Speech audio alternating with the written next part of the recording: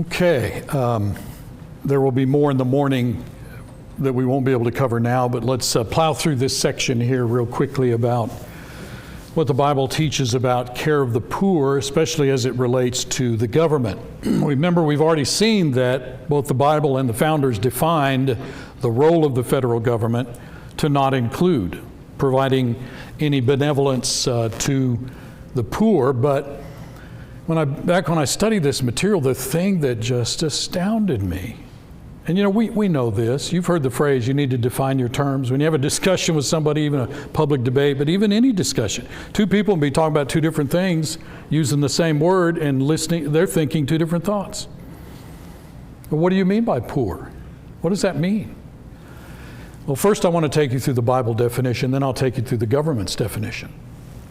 Absolutely eye-opening. It was in the 1960s that the so-called War on Poverty was launched. And they assumed a definition that is simply unsustainable. It's not, in fact, what the Bible teaches.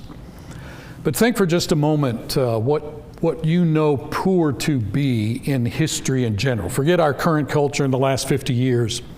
Let me show you some pictures of how the world has understood the concept of poverty. For example, Charles Dickens, where he portrayed in some of his books like, what's his name? Oliver. Yeah, Oliver Twist.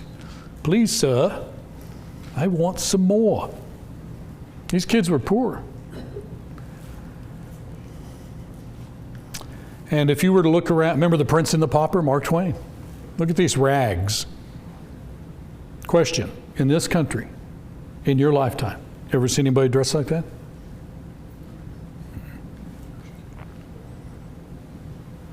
This, if I remember right, is World War II. Here's the Depression. Allied bombing rate over Europe. Poor mother and her children during the Great Depression, 1936, Elm Grove, Oklahoma. Dorothea Lange went through and took a lot of pictures during this period. Here's a destitute pea picker in California. She was there in Nipomo, California in 1936. Migrant cotton field workers in Sweetwater, Oklahoma. Well, they were from there, but this housing is in Casa Grande, Arizona, south of Tucson. Look at the housing that they had. My parents grew up they were born in 1921, both of them, one in Oklahoma and one in Missouri. So they were very familiar with these scenes. That's a nice pair of overalls there. Living in tents. These two pictures, see this stove? I showed this up in West Virginia, and he came up to me afterwards and said, do you understand that's a nice cook stove, and this is a cream separator? That was a sophisticated piece of equipment back at that time. Well, they have a roof over their head, they've got clothing, they've got food on the table. This is outside the United States, where your stove is, kind of a built-in construction that you came up with. That was typical of most of world history. And you know what the big issue in the Depression was? Not lack of money from the government, no work. And people wanted to work, but they couldn't find jobs. It's the exact opposite now. We can't get people to work and everybody's begging for workers.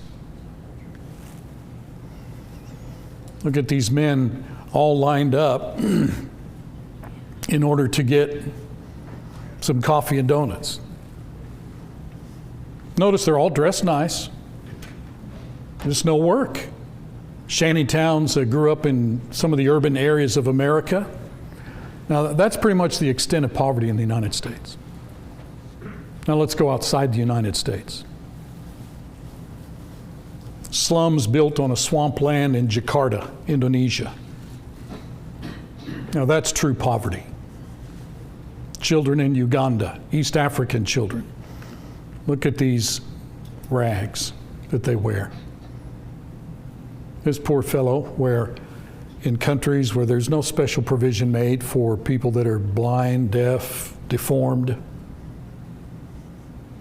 These can be disconcerting images. But I'm telling you, Americans don't experience this. And if there are in some back village up on a mountain in West Virginia or something, no one in this country has to experience this because the resources are available.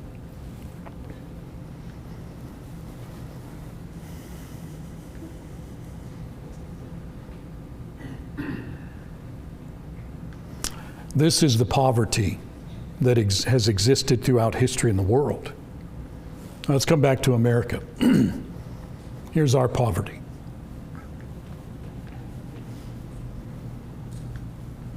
Look at these shoes. Look at that sleeping bag. Look at that coat. And of course the cigarette.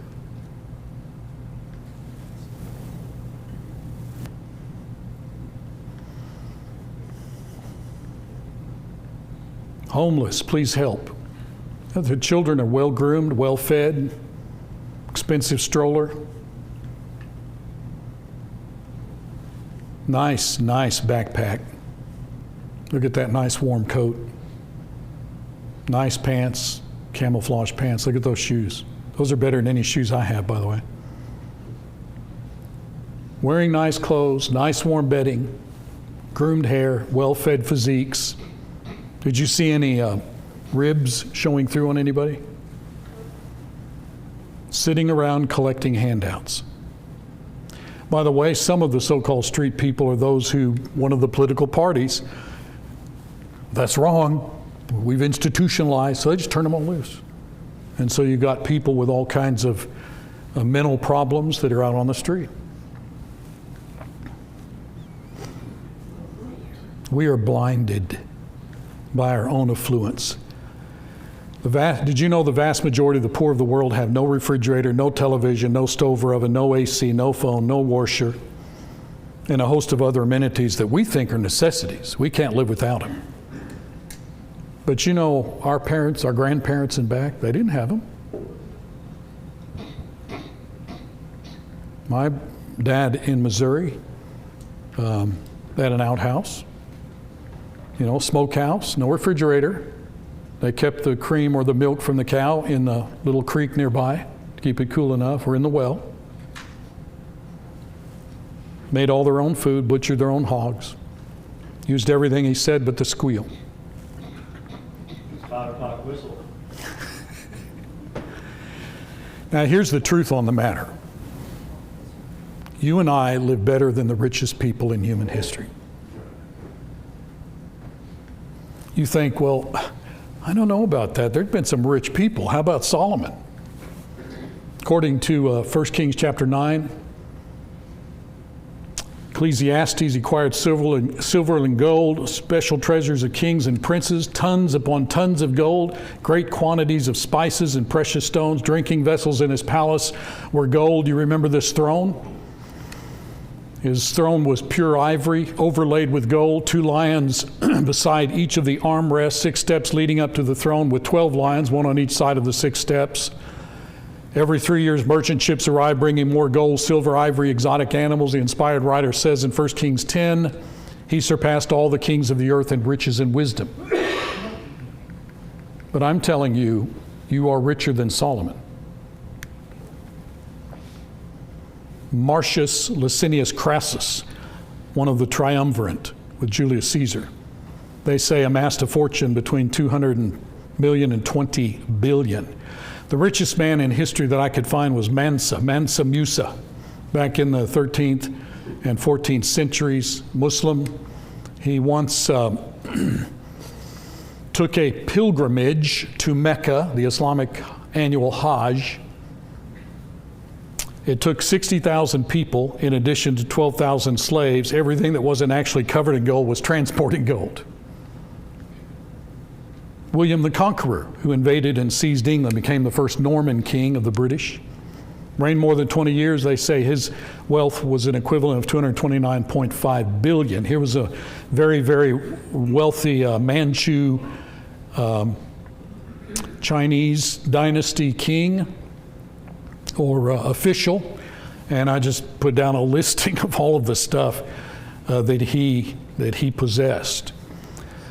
But I'm telling you that most Americans live better than the richest people have lived in human history. Now let me tell you why. Solomon did not have a thermostat in his palace. Remember the description of the palace that we're given of it, how he built it. He couldn't go over to the wall and adjust the temperature in the whole room. He never flew on an airplane, didn't have a car. He didn't even have a refrigerator to make cold drinks from.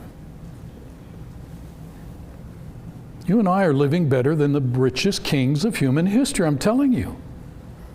I don't care if you have a big, huge room that's stacked clear to the ceiling with gold. What good is it if there's nothing for you to buy with it?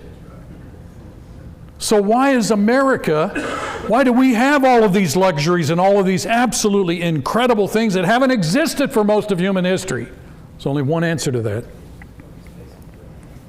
God has blessed us with it. We are richer than anybody else throughout human history.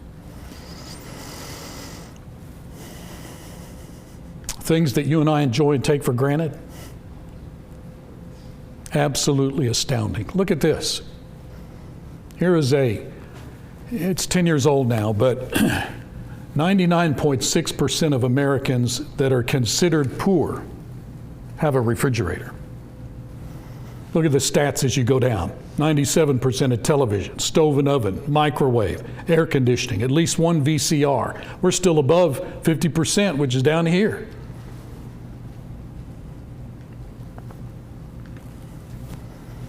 This article, Americans live in poverty, that supposedly are in poverty. Not what it used to be. New report, 80.9% considered poverty stricken have cell phones along with their landline phones. 58% have computers. 96 of those in poverty have televisions. 83% have some sort of a DVR. The typical poor household is defined by the government, has a car, air conditioning, 2-color TVs, cable, satellite TV, DVD player, VCR, and if there are children, especially boys, they have a game system such as an Xbox or PlayStation. In the kitchen, they have a refrigerator, oven, stove, microwave. Other household conveniences include a clothes washer, clothes dryer. The richest people in human history had none of these things. The home of the typical poor family in good repair. The home is in good repair, not overcrowded. In fact, the typical average poor American has more living space in his home than the average non-poor European. You've been to Europe, haven't you? Seen how little everything is, how little space there is? Man, we Texans couldn't handle that. We need wide open. Actually, I'm an Arizonan, but moved to Texas, married a Texan, so I got there as quick as I could and got enculturated. By its own report, this is poor people in our country, designated poor, reporting, self-reporting, not hungry, able to obtain medical care when needed. That's been going on all along. And suddenly we need health care for everybody? How do you think people have been cared for? Hospitals have taken them in. Sufficient funds during the past year to meet all essential needs. Look at this. Here's the world statistics. Did you know right now 50% of the world's population makes less than $2.50 a day? And the total number of those that live on less than $2.50, that's 3 billion, nearly half of the population of the planet. Total percentage of people that live on less than $10 a day, now you're up to 80%. And you know how many children die every day due to poverty in the world? Not the U.S. 22,000 every day. America far surpasses all the countries of the world. By the way, in your lifetime, have you ever opened the newspaper and read, or have you ever known anybody personally who died from starvation in the United States of America? Has that ever been reported to any of us? But they're dying every day all over the world. We Americans, no matter how little we have or earn, we really do not know what poverty is. And I'm telling you, I don't care what the government has been incessantly pounding us with, we don't know poverty. And I'm telling you, we don't have it in the United States. I've seen billboards say, oh, we got so many people below the... You know, you've got your skewed definition, but when you look at reality, we don't have poverty in our country. Let me prove that to you biblically. The poorest Americans are rich compared to the rest of the world in the entirety of human history. So let's define our terms. Let's let God define it. God, you tell us. Poor is all over the place in the Bible, right? Lots said about the poor. Well, what does God mean by that? Passage after passage after passage defines it. Here's the definition.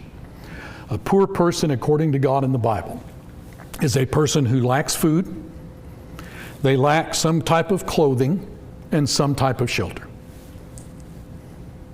That's it. If you're not in that situation, you're not poor. Look at the passages. If you've got food and clothes, you need to be content. Paul, are you saying we need to be content when we're in poverty? No. He's saying you're not in poverty if you've got food and clothing. What more do you want? Remember, Jesus made that point in Matthew 6. What more do you need? Anything above that is just God giving you stuff, blessing you. But don't say you're poor. Inadequate food and clothing, perhaps some type of shelter, but even that, how many people in human history have lived in caves? They had shelter from the storms of the world. You go up in Alaska and live in an igloo, which you can make. The materials are right there. You can harness the materials and make you a shelter and live just fine. Then you're not poor.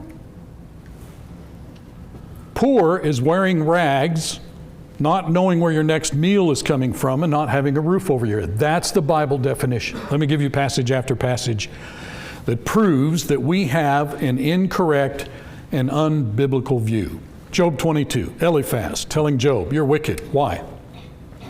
You've taken away the food and clothes from these people.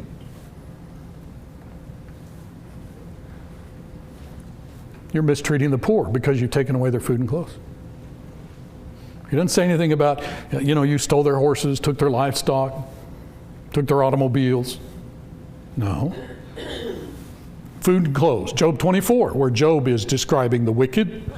Specifically, he says, the poor are those who diligently seek for food, they're without clothing, and they lack shelter. That's it. Job 31, where Job is trying to prove to his friends, I've not been unfaithful to God. I've helped the poor. Oh yeah, what have you done? Well, I've provided food, I've eaten it, I've given it to them. If I saw anybody without clothing, you find me one such person that's not wearing one of my sheepskins.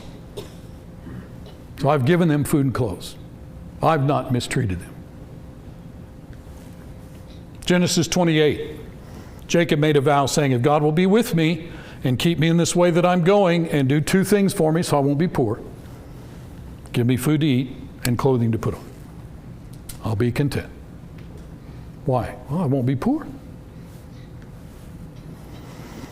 And by the way, what else do you expect from God?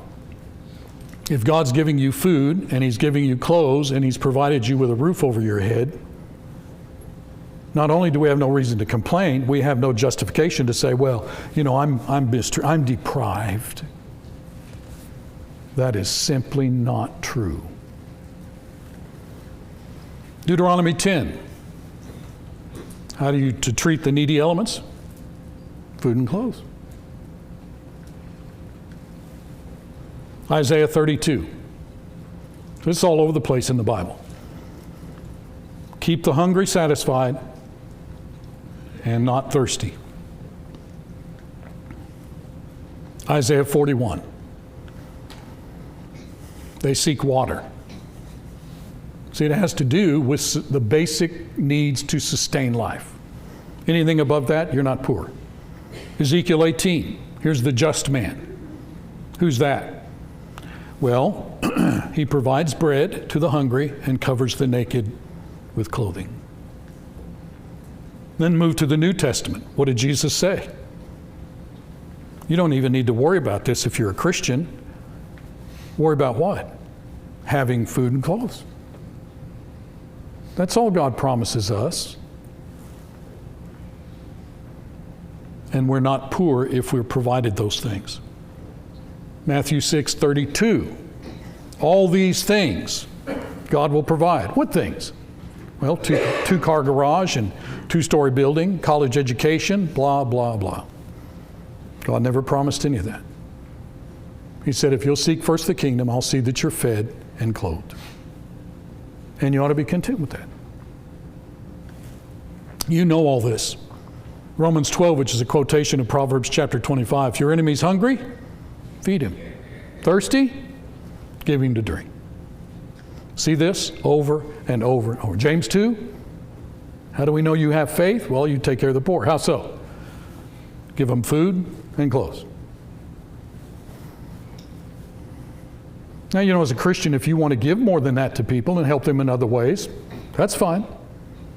But you're not oppressing the poor if you don't. You just need to see that they're fed and clothed.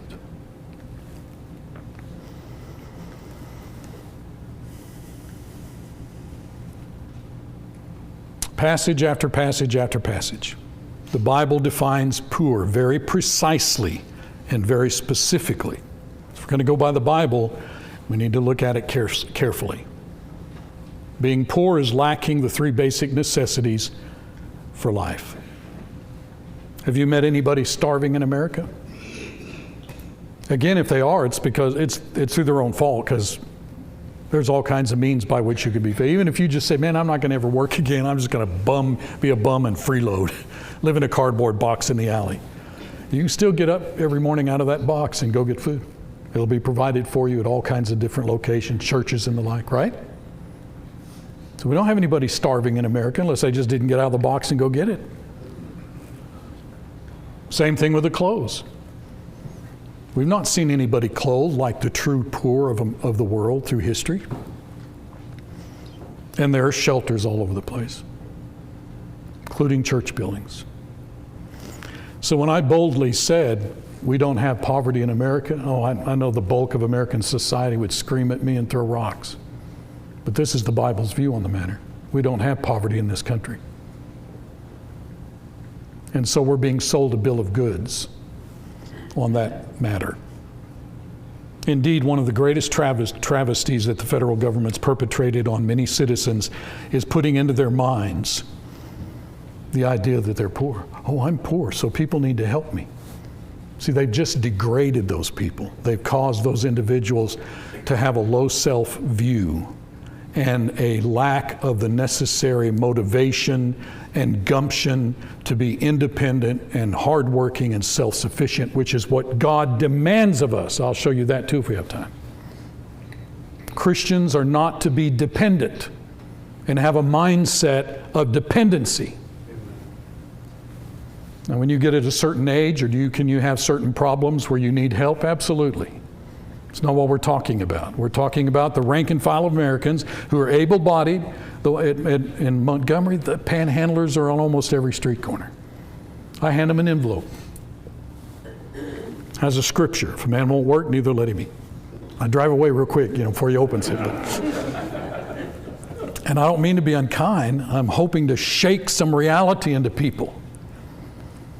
They are disgracing and shaming our streets. And so far as I can tell, they're all well-fed and able-bodied. And right across the street at Walmart or whatever, they have big signs up, we need workers. I had one say, well, I don't have an ID card, and you have to have an ID. Go down to the place where you get ID cards and get it. See, that shows you that it's all an excuse.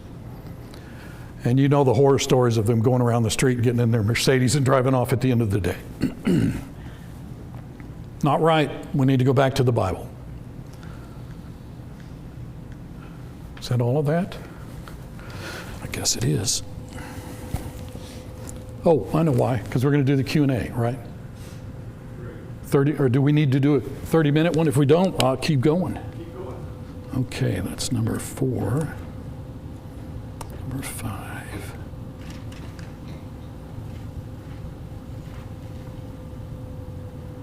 Yes, okay.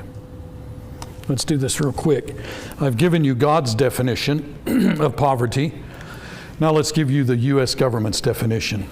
It's heartbreaking and astounding.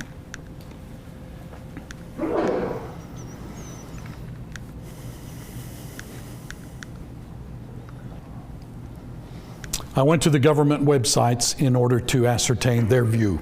When does an American fall below what they call the poverty line? For example, the U.S. Department of Commerce, when I've gone to their website, Department of Health and Human Services, these sites, they give it out there, they lay it out there. Here's their definition. A state of privation or a lack of the usual or socially acceptable amount of money or material possessions. The most common measure of poverty that they use is called the poverty threshold, which they set. The poverty threshold is a lack of those goods and services commonly taken for granted by members of mainstream society. Notice the subjectivity associated with their definition. Based on total income received, not including non-cash supplements like food stamps and public housing. Here is the 2020 poverty guidelines in the United States. If you are in a family of 4 and you make less than $26,200, the United States government deems you below the poverty line. You're poor. Even though more than a third of the population lives on less than $2 a day. So a poor person over there is different from a poor person here. Relative poverty views poverty as socially defined and dependent upon social context. This is all from their materials. Relative poverty defined as having significantly less income and wealth than other members of the society. See, this is socialism. You got a ranch out here and you got 50 goats? Well, I don't. So I'm poor compared to you. And you need to give me half of what you got. There's the mentality. The government's doing everything it can to force it on our society. Well, that's not measuring poverty. That's measuring that socialistic expression that the president used, income inequality. So we need some redistributive justice. Look at this little simple illustration. You make $50,000 per year, I make $20,000. That's a significant difference. The government says, okay, when you look at all the people, that's a lot lower than the standard person, so they're poor. And therefore, there needs to be a redistribution of that money. And since the government is the one that's assigned itself to do this illicitly, they'll take it from you through taxation. So poverty, according to the government's definition, is based upon comparison with other people. That's all. So it constantly changes. You may fall below the poverty line today. Tomorrow you may not be. It doesn't have anything to do, you see, with God's definition. Are you hungry? Do you lack food? Do you lack clothes? And do you lack shelter? This started as early as the 1980s. And yet, those lines of poverty, which you fall below, they consistently exceed those of other wealthy countries in the world, like the European countries, which means we consider many people in this country to be poor, that if you go to other countries like, Norway or England or whatever, those same people making that same amount of money, they're not considered poor there. Well, which is it? Are they or are they not? The real question is, who does God consider to be poor? And we've already seen what he said. So defining poverty by income does not take into account, notice this. So here's the government. Oh, you make this much, you make this much? Okay, you're poor, we need to redistribute. They don't even look into Well, why are you making so little? What are you doing with your money? In fact, we're already giving you $500 a month in food stamps, and we also give you other things. What are you doing with that? Which I should tell you some of the horror stories I've heard what they're doing with it. But the point is, the government doesn't want to know what decisions you're making about your money. What'd your parents tell you when you were younger? If you ran out of money or something, what'd they say to you? How many times did they accuse you of making foolish decisions? By the way, when I was the director of a school of preaching, I had a student come in and say, I broke my glasses or lost them. You probably know what I'm talking about. He said, I wanted to, is there any way the school could help me with a new pair of glasses? Well, notice manipulation. I got to be able to see the Bible, study. Well, I don't know why, but for some reason I had enough sense, which is not typical, to say, what have you been doing with your money?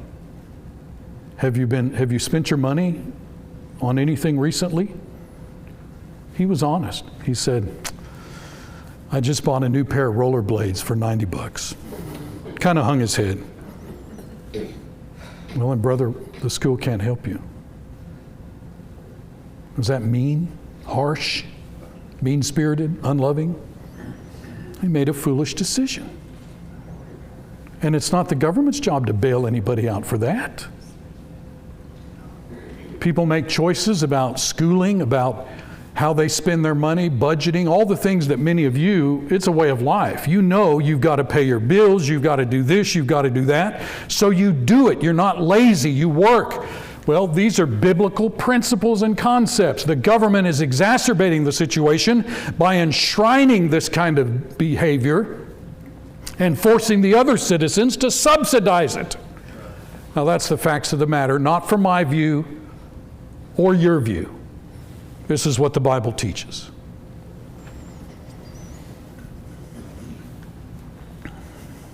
By defining poor as a certain level of income rather than in terms of ability to care for self, we leave the impression that the amount of possessions and conveniences define poverty rather than food and clothes, which leads then to socialism and thinking that to care for the poor, we need to equalize everybody and hand them the things. This is an unbiblical objective. It violates several Bible principles. We must not define poor as anyone who has less than me. By the way, we American Christians have in many cases ruined some of our mission work locations. We've gone into civilizations like Indian places where people live fine on what we would consider to be a pittance amount of money. We'll pay their local preachers a bunch of money where those preachers live far above the rank and file citizens. They get corrupted then and start going all over the country and raise more money. We at Brown Trail had to deal with one such fellow. He was collecting money right and left. Brown Trail was supposed to be the overseeing congregation. The eldership was to know what he was making, and they had a listing. In fact, we were sending him $1,500 a month, which in India is about 5 years' annual income. Our elders didn't look into that. Elders going to give an account for how they use the Lord's money.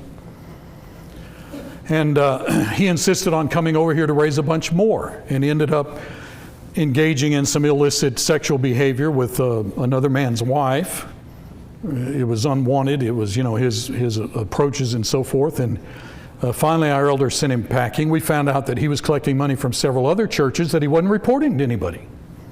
He was making bunches of money. So our elders cut him off. That's the most we could do, and sent him home. Listen to this. Many, many years later, my daughter went to Freed-Hardeman University. And she said, hey, there's a kid here from India, and he's taken all of us out to eat Indian food. We love Indian food. And I said, really, what's his name? And she gave me the name, and it was the son or nephew of this man that we'd been supporting. And I said, well, how can he afford to do that? He said, oh, he's got lots of money. He's been spreading it all over the place. And I've seen that young man over here in the United States, right here in Texas, going from church to church, collecting more. Puts up the slides. Look at the work we're doing in India. Our brethren are so generous, so benevolent, so missionary-minded, but naive. This has happened all over the brotherhood, and we are so generous as Americans and so filthy rich that we want to help people that have less. Maybe we feel a little bit guilty that they have much less, and I understand that, I really do. But we're not helping them to do that. We're corrupting their opportunity to truly face Christianity head on like they should. So that's something for us to think about. We think, well, I've got more than him, so I ought to share. Well, the Bible teaches that you're to share. But you need to be careful how you distribute the Lord's funds. They're really His. Why do some people lack the sufficient means to function comfortably, and so they have to run to the government or to churches, go from church to church collecting money? Why? What's going on? Well, here's some reasons. Mismanagement of money resources, what you buy, how much you buy, whether you save the money like you should. Your choice of education, well, I'm going to be in a rock band. Okay, fine. You're not going to get a doctor's salary, and don't expect it. I take it back. Nowadays, with our culture upside down, you probably will make a lot of money doing all that frivolous stuff. If you want to make a lot of money, don't become a preacher. You telling the students that, Tommy, I guess?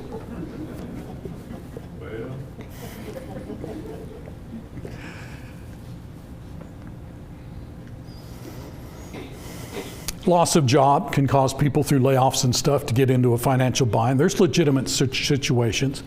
But the person who drops out of high school and then complains that he's poor and is refusing to face the consequences of his own actions. So much of the negative things that happen in human civilization are self-inflicted. Now that's the facts of the matter.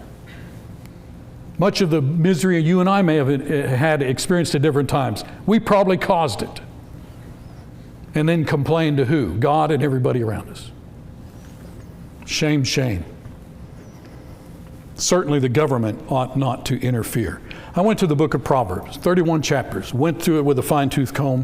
What does God say is the reason for poverty? You'd be welcome to have this sheet. Number one, I've tried to group some of them together. Lazy, slothful, inactive, not working, idle, a lot of sleep, indolent. I put all those in one category. That's mentioned over and over in Proverbs. There's a lot of lazy people in the world. And the government's going to prop them up? That's not good for them. Slackness, not being diligent, being inattentive to what needs to be done. I'll paint that door tomorrow. I'll fix that window tomorrow. And of course the rainstorm comes and water comes in, damages more. Well, you're not getting up and doing the things that need to be done. A lack of wisdom, a failure to be frugal, foolish use of resources. That's constant, isn't it? It's standard. Frivolity, love of pleasure, and therefore, I like to drink, I like to take drugs, overeat. We had a member that lived his life drinking, smoking, drugging, doing all kinds of things. And he therefore had a lot of medical bills. Thinking of another young man who just drank and drank and drank as a teenager on into his 20s. Finally, the doctor told him, your liver is in a state of cirrhosis and you're going to die if you don't stop this now. So he did. He pulled out of it. He stopped. But I'm telling you, he's got so many medical bills, and guess who's paying for them? American citizens who have given money to the government by working themselves. So we're literally paying for a lot of people in this country who made decisions that have now caused them to be in a situation. Now, am I telling you, well, for that reason we ought not to? I'm not saying it. I'm just telling you that's what's happened. And Proverbs says there are people that get in a predicament, they dissipate their body, they get in a financial mess, and it's because of what they've done with their time and money and effort. That's God's thinking on the matter. I would think the sensible scriptural thing to do would try to help such people, but at the same time not just let the government indiscriminately pour money into their lives. They don't have enough sense to know how to use it. And try to teach them the gospel and get them out of this kind of thinking. Number 5, dishonesty and theft. You know how much thievery is going on in America? You know what the Bible says? See, they're probably thinking, man, I'm going to get ahead. I'm getting free stuff by stealing it. Not according to the Bible. One of the causes of poverty is dishonesty and theft. I saw a fellow bring back one of those huge screens, TV screens, right after the Super Bowl. He went and got it at Walmart with the deliberate intention of watching the Super Bowl and then bringing it back, getting his money back. See, that kind of moral corruption in our civilization has gone to seed. Not treating people the way you want to be treated. Covetousness, desire for someone else to supply our needs. Number 7, fear. And I don't think I can do this. I'm not going to go out there and try. I might fail. Just an overall fear. And so it cripples a person and they don't do anything. Number 8, being stingy or non-generous. Number 9, a refusal to be corrected. These are explanations given by God Himself as to why poverty occurs in society. And notice every single one of them has to do with your own personal choices. Does the government take any of this into account? They not only do not, they would not, because that comes out of the Bible. That's a fairy tale book. That doesn't have anything to do with anything. And you're just a racist and mean and stingy. Anyone in this country can get ahead if they're willing to work. Now that's a fact. That's a fact. And we've seen a lot of people, and it doesn't matter what color you are. Doesn't matter what country you're from. We've had foreigners come in, had next to nothing, and rise to great position. You know, what's his name that's here in Texas? His parents came from Cuba or something. In fact, they fled Fidel Castro, didn't they? Ted Cruz. Yeah, Ted Cruz. There's all kinds of people that have come out of situations where if they wanted to use the excuse, they could say, well, I can't get ahead and I need the government to give me money. They didn't. Okay, so if not resting on your nationality or your skin color or whatever, then what's the problem? It's self-inflicted.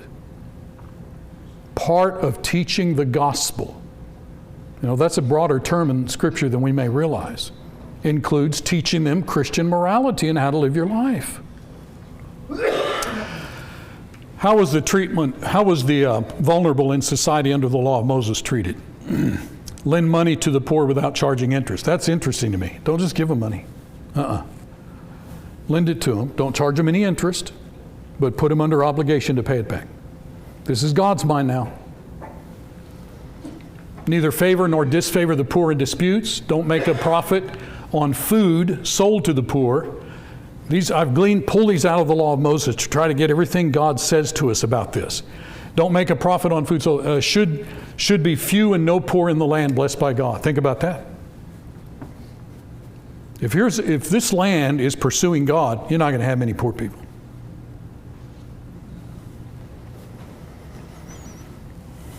Lend money to the poor even if the year of release is near. Don't keep a poor man's collateral overnight. Pay his wages daily. Every 7th year, the poor are allowed to gather what grew naturally from a fallow field. Landowners were to leave the corners of the fields and the leftovers, so you can run your combine out there, but don't go back through it a second time and leave the corners for the poor to come. And by the way, they have to work to retrieve it. Remember when the manna was given by God? They had to go collect it, as far as like a day's journey away. See, we see God's mind operating through all of this stuff if we'll pour over it. The poor and rich alike were to give the same amount of atonement money. The poor must pay vows, though reduced to what he could afford.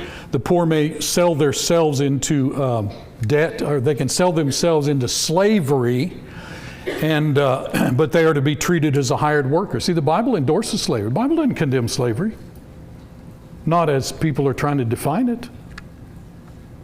We need to study that, look at it, and see God's right on all this. Every 3rd year, in addition to the Levites, foreigners, and orphans and widows, they would receive benefits from the tithes. Summary: God's law under Moses required the poor to take far more responsibility for their circumstances than our government in America expects the poor to take. Many Americans desperately need a reality check. No one owes any of us a living. We need to be preaching this from our pulpits to get it instilled in the next generation. The benefit of living in a free country is we have the freedom to provide for ourselves without interference. God expects us to take responsibility for ourselves. All right, we'll close with this and then have our Q&A. 1961, January 20. Remember the statement that John Kennedy made? 2.5 years out from assassination. And so, my fellow Americans, ask not what your country can do for you. Ask what you can do for you. Has any politician said that since? Absolutely not. And then look at this statement that he made to the world. Y'all quit mooching off of us. My fellow citizens of the world, ask not what America will do for you, but what together we can do to promote freedom so that every country can get ahead like America has done. It's not up to America to feed the world and fix the world. You all can do that yourselves if you do what we did, get Christianity in the hearts of your people. That's what our politicians, all of them, ought to be standing up and saying, to all of them. Most of our politicians don't believe it. Sad, sad. Look at these solutions from the Bible. Restore the family as God intended. That means one man, one woman, married to each other for life, no shacking up, no illegitimate children. Husband take responsibility for providing for his family. End unscriptural divorce. Discipline your children. So restore the family. Number 2, stop the immorality, stealing, lying, fornicating, begging, idleness. I happen to believe the Bible teaches it's sinful for a person to stand on the corner and beg. You go look at every case of begging in the Bible and see if it's approved by God. Number 3, reinstate the work ethic. Bottom line, get married before having children, finish your education, get a job. All the people you know that seem to be needy all the time, always needing help, tell them that. You can get ahead like me. You can have all the stuff I have. Don't think you're dumber or not as smart or whatever. You've got to make the right choices. And they're not hard choices, other than you may not want to do it. But it can be done. Blessed is everyone who fears the Lord, who walks in his way. When you eat the labor of your hands, notice that. The labor of your hands, not somebody else's. You'll be happy, and it'll be well with you. Your wife will be like a fruitful vine in the very heart of your house, your children like olive plants all around your table. Thus shall the man blessed who fears the Lord. So it's not the role of the federal government, and even on the state, local level, it needs to be carefully dealt with. Well, yeah, let me show you this. Benjamin Franklin, writing concerning England. This is back in 1766. Look at this. I'm for doing good to the poor, but I differ in opinion of the means. I think the best way of doing good to the poor is not making them easy in poverty, leading or driving them out of it. In my youth, I traveled much. I observed in different countries that the more public provisions were made for the poor, the less they provided for themselves, and of course became poorer. And on the contrary, the less that was done for them, the more they did for themselves and became richer. There's no country in the world where so many provisions are established for them. This was in England. So many hospitals to receive them when they're sick or lame, founded and maintained by voluntary charities, by the way, not the government. So many almhouses for the aged of both sexes, together with a solemn general law made by the rich to subject their estates to a heavy tax for the support of the poor. Under all these obligations, are our poor modest, humble, and thankful? Do they use their best endeavors to maintain themselves and lighten our shoulders of this burden,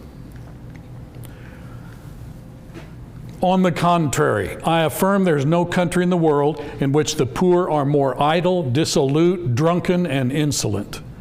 The day you passed that act, he's talking to Congress, or to Parliament, you took away from before their eyes the greatest of all inducements to industry, frugality, and sobriety by giving them a dependence on somewhat else than a careful accumulation during youth and health for support in age or sickness. In short, you offered a premium for the encouragement of idleness, and you should not now wonder that it has had its effect in the increase of poverty. Repeal that law, and you'll soon see a change in their manners. Saint Monday and Saint Tuesday will cease to be holidays. 6 days thou shalt labor, though one of the old commandments long treated as out of date, will again be looked upon as a respectable precept. Industry will increase, and with it plenty among the lower people. Their circumstances will mend, and more will be done for their happiness by inuring them to provide for themselves than could be done by dividing all your estates among them. Right now, if all Americans just took half or more of their money and gave it all to the poor, it wouldn't be very long, we'd be back in the exact same situation. This is a failure to understand human nature and God's principles on the matter. Well, this is such great stuff, but I'm going to hurry on because industry and constant employment are great preservatives of the moral. By the way, is our morals and virtues going down in our country? Is that unrelated to the idleness and indolence and the laziness? They're connected. Instead, serious religion, he says, under its various denominations. He's talking about the Christian religion. John Witherspoon was a founding father, happened to be a Presbyterian minister. But once again, same principles, same principles. I thought we were about through with this. So get all citizens working according to these men will reduce crime. It's a moral duty. It's necessary to national prosperity. And it's the only way God will bless us. Unbelievable. Jefferson talks about, this is all I think in the book, Jefferson talks about how they handle the poor. And he says what we did was, in each of the parishes, there was a group of local men, farmers and prominent men in the community, and they're close enough to the situation where they can see who this person is that's wanting help. And if he's lazy and a bum, then we put him in the workhouse and make him work and try to shame him, especially when he's got a wife and children that he's not taken care of. It's all great, sensible stuff that can be handled on the local level. Government doesn't need to be piping money in here to banks to pay anybody. If you've got people that are indigent and poor, they need to come to the church or come to the local government. They need to look into their circumstances and see what their situation is and help them get out of it. You willing to come and work? We'll get you a job. If he says, no, I'm going to Brownwood. Bye-bye. It's up to the Brownwood people to do the same thing. If everybody get their thinking straight about all this, you could end this overnight. All right. Federal government not involved. Welfare confined to local communities. Friendship and neighborliness animated the relationship between those who gave and those who needed. Careful distinction between the deserving and the undeserving poor. Able-bodied vagabonds helped, but they had to work. Where, by the way, they were disciplined. Even spanked, so to speak, whipped, if they needed to be disciplined. Are there a lot of people in our country that need to be whipped and spanked and disciplined that didn't get it as children, and they're rampant in their crime activity? I'm telling you, they need to be taken out with a bullwhip and the skin stripped off their back. There's probably not anything else. If you can reclaim their spirit, there's probably not anything else that will do it. Putting them in a cell for 50 years won't do it. They need to be treated in such a way that they're disciplined in such a manner that they will. I remember one time when my dad took off his belt. And it wasn't too long, honestly. I thought I was going to die. I remember that vividly. I thought, I'm going to die. Do you know what that did in sobering up my spirit and making me realize that life is fragile and you had better drop all the pretense and all this stuff and get your thinking straight? There needs to be more psychology books written about that, because citizens aren't getting it. Do you remember Solomon said, listen to this, this is wiser than all the adolescent psychology you can get anywhere in our country, in any university. Foolishness is bound up in the heart of a child. That takes a lot of exploration to think about that. But the rod of correction will drive it far from him. Now there's God's wisdom that's so deep that you need to dig into it and go deeper and deeper and deeper. And our society's dismissed. That's barbaric. That's child abuse. We'll put you in jail for that. We're upside down. All right. I'm sorry, gone a little bit too long. We shouldn't be fighting poverty. We need to be promoting economic self-sufficiency and encourage people to practice Christian principles in life. Oh, I wanted to show you one other thing here. Old Abraham Lincoln, in his Lincoln-Douglas debate, the 7th one up in Illinois, he said, he's talking about slavery. You work and toil and earn bread and I'll eat it. Well, that's very typical to what's going on here right now in our country. But see, the slavery is not what you think. Look here, slavery in our country was, we own your living quarters, we'll give you food, we provide your health care, you got to obey, you're dependent on the master, you work for the master, and there was a dehumanizing, wasn't there? fornication to create more slaves. Well, what's the federal government doing? Well, we'll provide you with government housing. We'll give you food stamps. We'll give you medical care. Now, you're expected to vote for us, and you'll be dependent on the government. You won't have to work, and we will encourage immorality because we will pay you for every child you have out of wedlock. Will you please tell me what the difference is? And who is it that's accused of being racist and just like the slavers back in the 1800s? But who is actually right in mind step with the slavery that occurred in the 17, 1800s? See, usually error parades itself as truth. And God's going to hold all of us responsible for sifting through it. If people don't care to study, then they will be lost. You know, you think God's going to say, well, you didn't take the Lord's Supper every first day of the week. I'm sure he will, but I feel like he's going to say, you didn't care to study my Bible and see that you're supposed to be taking the Lord's Supper every first day of the week. So the prior sin of not obeying God on that is you didn't look into it and show yourself approved and come to an understanding of the truth. You didn't care to. That in and of itself will condemn you to an eternity of hell. Serious, serious business. America was built on the work ethic, and that came right from the Bible. I remember now where we're going with this. Passage after passage after passage that says God wants us to work. It is an absolute indispensable thing. If you are physically able to do it, God demands that you do it. That's just not emphasized in our culture. But we're going to have to stop here. I may pick up here tomorrow for those of you who will be here. All right, I'm sorry. If you want to do some Q&A real quick. Don't be sorry, that's good stuff. If you have any other questions and want to write them and give them to him real quick, that's fine to me. You know, I think what you're seeing on some of this is it's like an onion. This stuff is layer upon layer upon layer. And when you leave God, the way of the transgressor is hard. And it's infectious. Evil men shall wax worse and worse. And this stuff these roots run down into many different areas of our lives. And you're seeing this idea of poverty, this is a big one. And most of y'all know that we're in the insurance business and your rates have been going nuts and going crazy. There's a term out there that's floating around as to why these things are going up. One of them is called social inflation, which is this mindset of when we have a lawsuit, you punish the big bag rich company and you give these massive, what they call these nuclear cases, these nuclear penalties or payments, judgments. And some of them over $1 billion. Who pays for that? Every individual policyholder. Just like the taxes, the same thing. This stuff is infectious. The minds of people, they're covetous, they're angry, they're bitter. The way the transgressor is hard. When you leave God's principles on any area, it just saturates every area of our existence.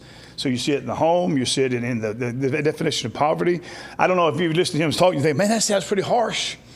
It's not harsh at all. Food and clothing. And from a macro position, what else do you need?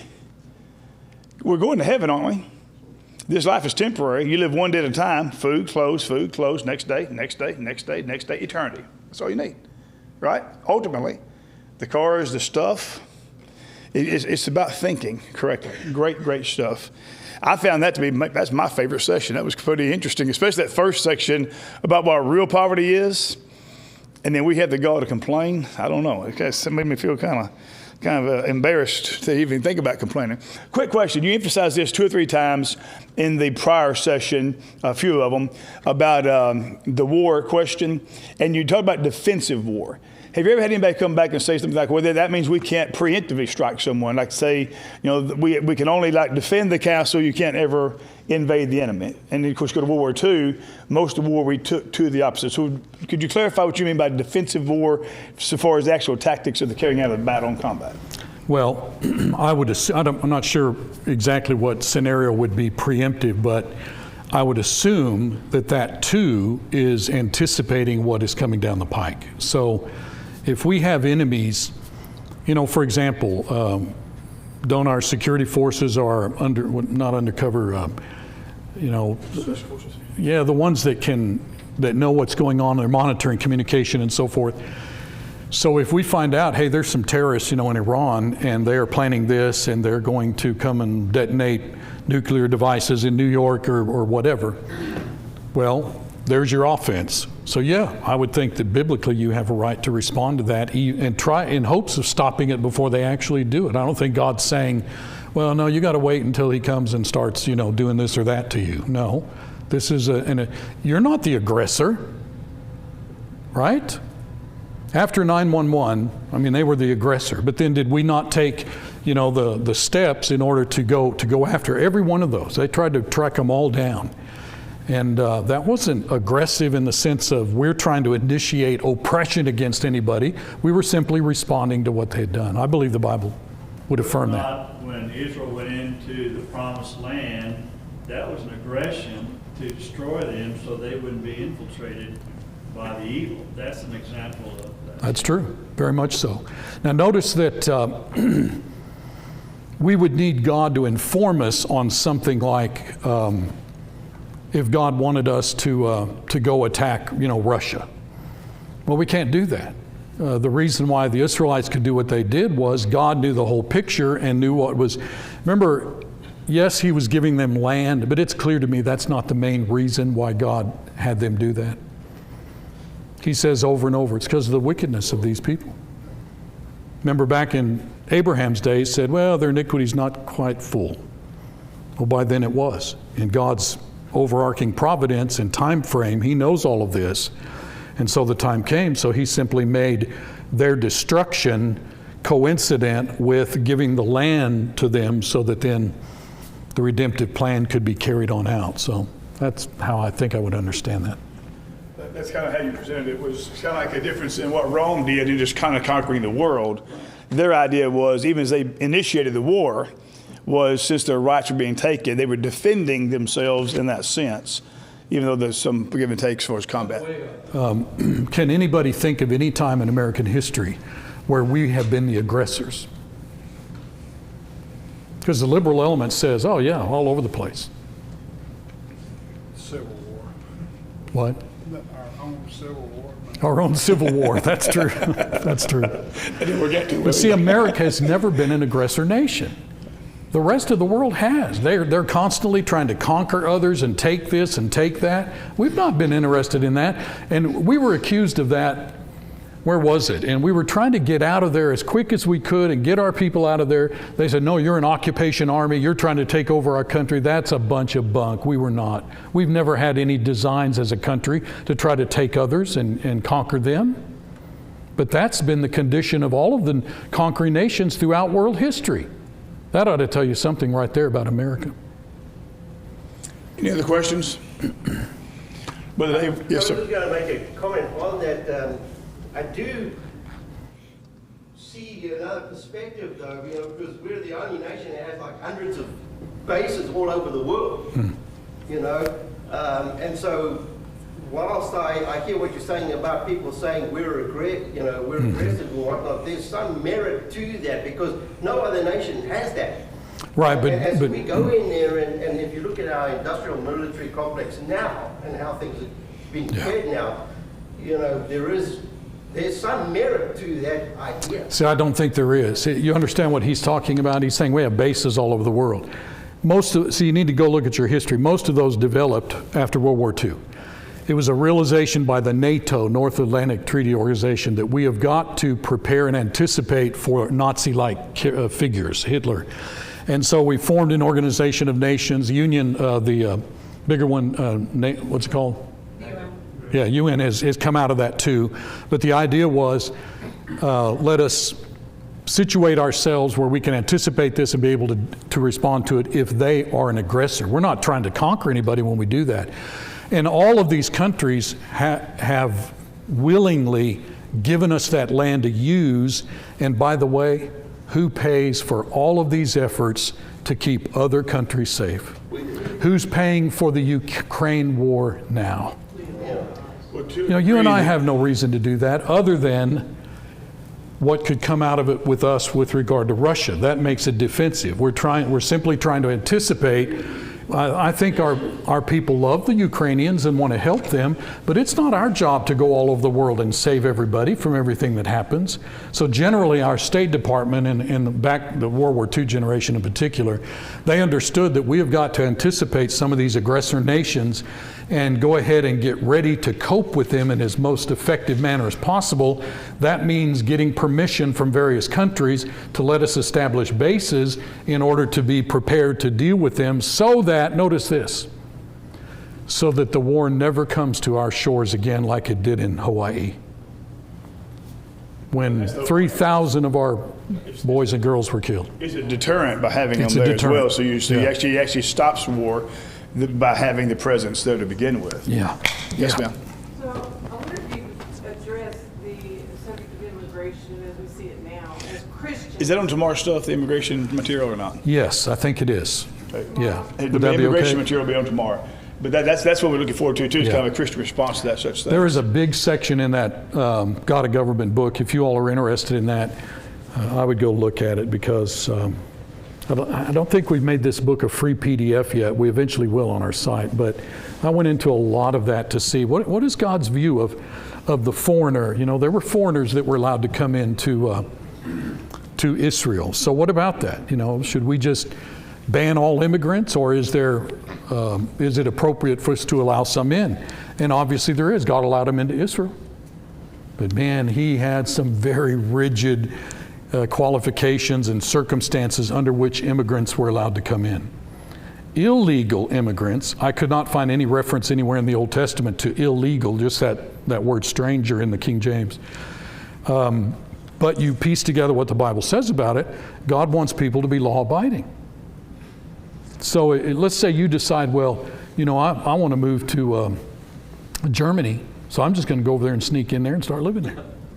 I believe God would count that as sin. So would they. So would they. So if somebody illegally enters our country, that's wrong. By any standard you want to give, that's wrong. They don't have a right to do that. We have laws that govern how you can come into our country in a legal fashion. So when any of our people, you know, and I've seen, you know, Catholic bishops and all kinds of people weigh in on this and say, oh, you know, we're being unchristian if we don't, I think the Pope did. We're being unchristian if we don't just let people storm our borders. You won't find any defense of that from the Bible. So that's just your own little cockeyed view. God doesn't support that. It goes back to those unalienable rights to a degree. The concept of autonomy is what's being attacked. The idea of a nation's right to exist, one, you know, language, culture, borders, just like you as a person, the ownership of property, it's all tied Yes. together the same. Yes, The, same the principle. forces that oppose the one oppose the other. Because again, it's individual autonomy, your body, your mind, what you say. And when it comes to religion, how you worship, all that's what's under attack. Yes, ma'am. Yeah. Because he was talking about aggression and we should not be aggressive, but to me, it seems like we're just sitting ducks. Should we become aggressive? I mean, that's why I'm asking, you just almost feel helpless in it. Well, by aggressor nation, I meant we're not out going after countries and attacking and trying to take over their land. Should we be aggressive in defending ourselves and preparing to defend ourselves? Absolutely. You know, all of the founders said that. Who was it said, walk softly and carry a big stick? Teddy Roosevelt. You know, that's around 1900. But going back to the founding era, they said the same thing, that you have to prepare yourself. Washington had some great quotes on that where he thought through it and said, you know, we're not out to hurt anybody or anything, but we'd better be prepared to discourage people from hurting us. And the only way to do that is to be strong militarily where they'll think twice because they know that we are well capable of taking them out. Right on down to the World War II generation, that was the standard American policy. So why would our politicians try to alter that now and deplete the military? I'm telling you, it's because they hate America. They want America to go down. They would love to see a complete one of our presidents said that. When I get finished, you will see a complete transfer. What was the words he used? Transformative. Transform America. Well, look back now. Come on, we're not this dumb. He did exactly what he said he was going to do. He's moved us further down the road to socialism and Marxism than any previous president. And we're not finished yet. There's still lots of people that are more vocal now. They're coming right out with it. Yeah, that's exactly what we're trying to do. They hate America. Of that poster about that same timeline, picture of John Wayne, it said, America, greatest country in the world. Beside that, picture of President Obama, come help me change it. You know, so let's change it, and that's what they've been doing. So it's not a political matter as much as a moral matter as far as the doctrines. Anything else? Again, thank you. I know it's been a long day in some way. It's been a fast for me, a good day. And we're very thankful for those of y'all who've come from other congregations. It's always a pleasure to have you with us. And if you're available tomorrow, come back. 9:45 tomorrow morning's Bible class. Regular times here for our membership. 10:45 for worship. We'll have another lunch. And then we'll have 2 o'clock session tomorrow afternoon. And that will be our final service tomorrow.